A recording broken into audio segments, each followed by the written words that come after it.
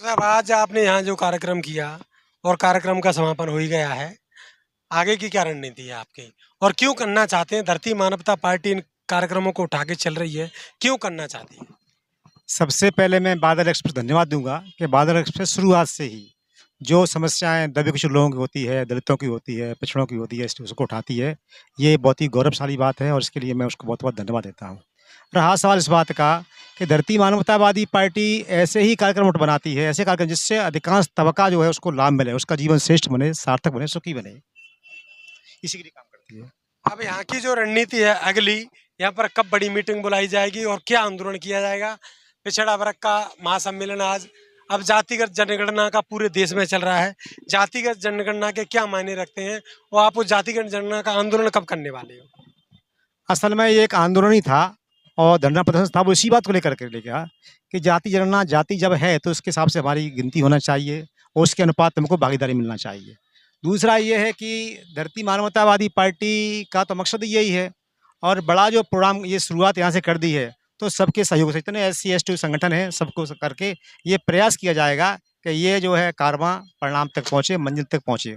रहा सवाल दूसरी पार्टियाँ केवल कहती हैं, वोट के टाइम पर कहेंगी पिछड़ा, अब बाद में करेंगे दूसरा काम कर देती हैं। तो वोट हथियाने के लिए करती हैं। कांग्रेस कह रही है कि हम करेंगे, जब कांग्रेस इनको पछाड़ा है।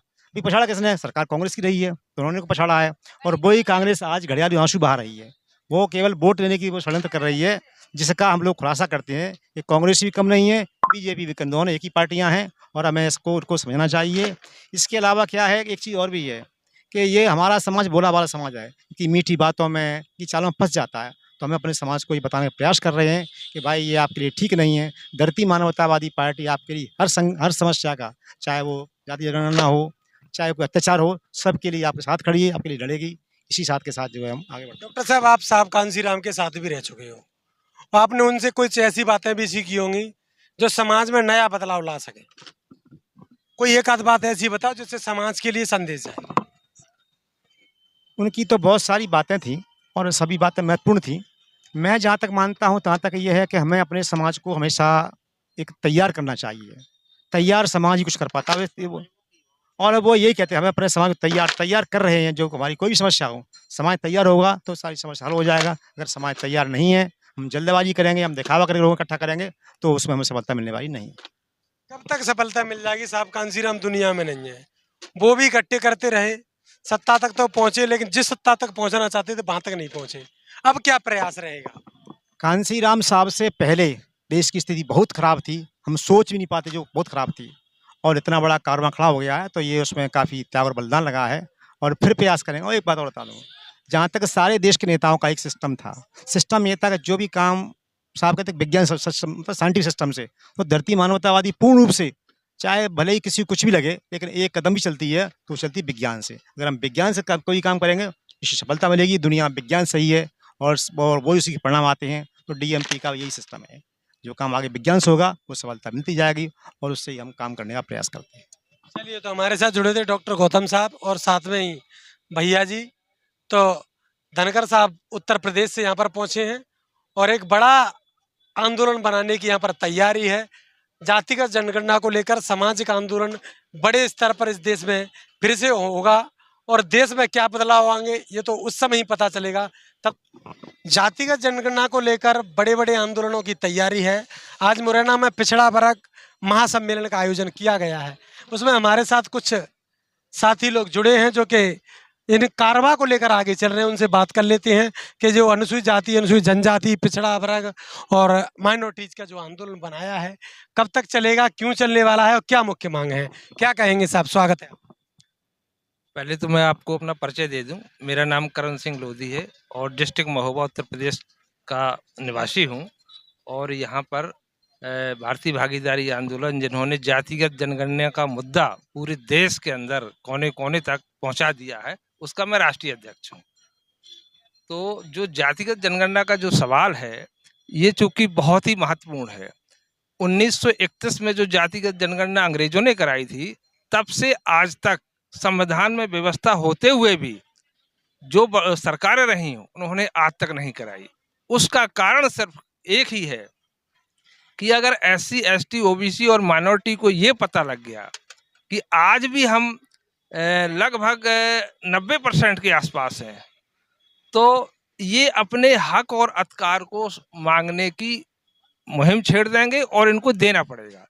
हमारा जो मुद्दा है जातिगत जनगणना कराओ, अपनी हिस्सेदारी पाओ, इसको लेकर के जो हम मुहिम चला रहे हैं, पूरे देश के अंदर इस मैसेज को हमने भेजा है। और आज आप देख रहे हैं कि पूरा विपक्ष, केवल बीजेपी छोड़ करके लोकसभा के अंदर सब कह रहे हैं कि जातिगत जनगणना होना चाहिए लेकिन फिर भी ये कराना नहीं चाह रहे।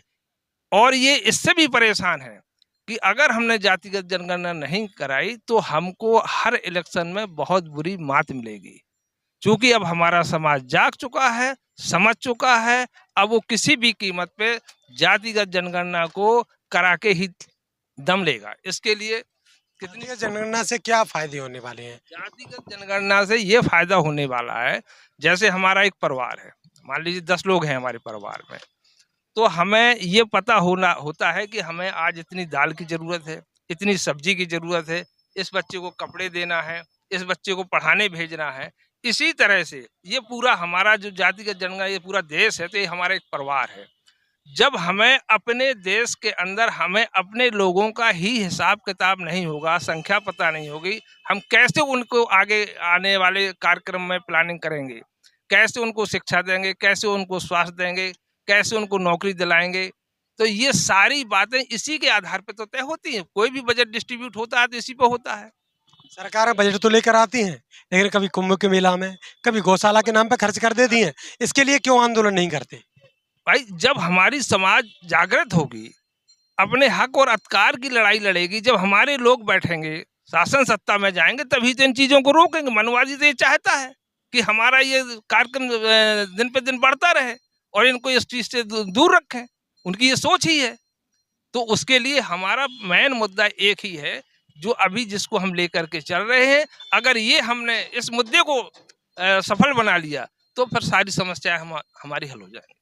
इस देश में बहुजन समाज की सरकार की हमेशा मांग रही थी कि 85% की सरकार बने, लेकिन इस देश में वही मनवादी पार्टियों की सरकार लगातार बन जाती है।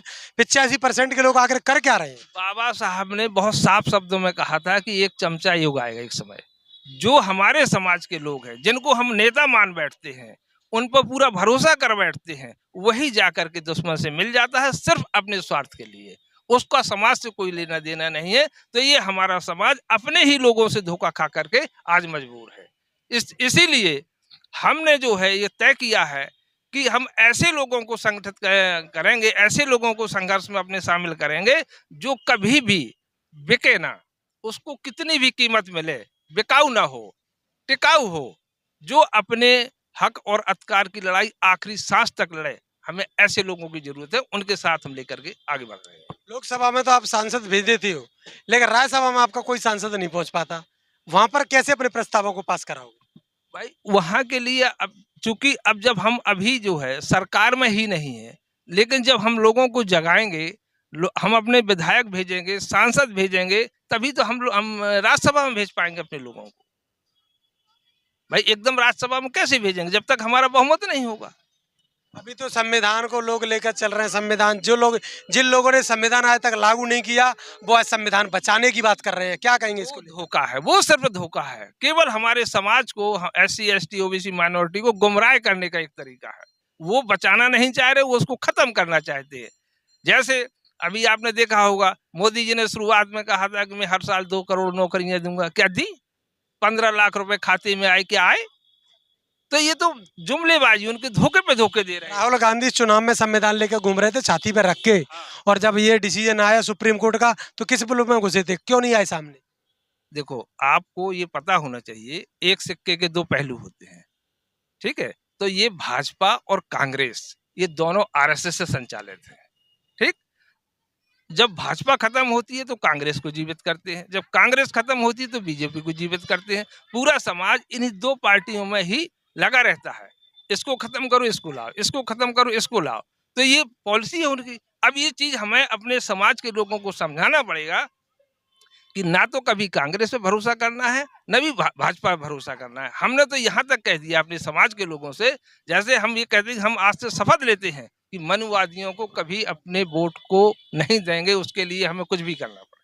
जब हमारा समाज ये तय कर लेगा कि हमें मनुवादियों को वोट ही नहीं देना, तो हमारे ही लोग पहुंचेंगे। जब हमारे लोग पहुंचेंगे तो सारी अपनी व्यवस्था कर हो जाएगी। हमारे लोग आरक्षित सीटों पर पहुंचते हैं, लेकिन ऐसे गुलाम लोग हैं वो बोलते भी नहीं है। अभी अम्बा का मामला, डॉक्टर साहब के यहाँ का, वहाँ विधायक बने हैं कांग्रेस से, कभी सामाजिक लड़ाई में आते हैं क्या? या सामाजिक लड़ाई में नहीं, बोलने की दूरी की बात तक नहीं करते समाज के लोग। भाई उनको डर है कि अगर मैंने कांग्रेस के खिलाफ बोला या जिस दल का मैं नेता हूँ, विधायक हूँ, उसके खिलाफ बोलूंगा तो मुझे बाहर कर देंगे, रास्ता दिखा देंगे। तो वो अपने स्वार्थ में लिप्त हो गया, समाज से लेना देना नहीं उसका। अगर उसको समाज से लेना देना होता तो वो कहता है एक विधायकी नहीं, मेरी 100 विधायकी भी चली जाए, लेकिन मैं समाज के साथ खड़ा हूँगा, समाज के हित की बात करूंगा। ऐसे लोगों के लिए क्या करना चाहिए? क्या है उसकी मुहिम, जो गुलाम लोग उसमें ना पहुंच पाए, चाहे विधानसभा हो, लोकसभा हो, राज्यसभा हो? उसके लिए मुहिम सिर्फ एक ही है कि हम मनुवादियों को वोट कभी ना दें। ठीक, जब हमारे लोग पहुंचेंगे तो फिर उनकी मजबूरी होगी कि हमें अपने समाज का काम करना पड़ेगा। और जब हम अपने लोगों को विधानसभा लोकसभा में भेजेंगे तो बढ़िया टैलेंटेड लोग होंगे, जो शिक्षित होंगे, जो हर चीज को समझते होंगे, उन्हीं को वोट करेंगे, उन्हीं को भेजेंगे। चलिए, तो आज के लिए बहुत बहुत धन्यवाद। आज तमाम इस डिस्क्रिप्शन पे आप सभी लोगों का क्या कहना है, कमेंट बॉक्स में अपनी राय देना ना भूलें। बने रहिए वाडला एक्सप्रेस के साथ। मैं हूं दीपक, बहुत बहुत धन्यवाद।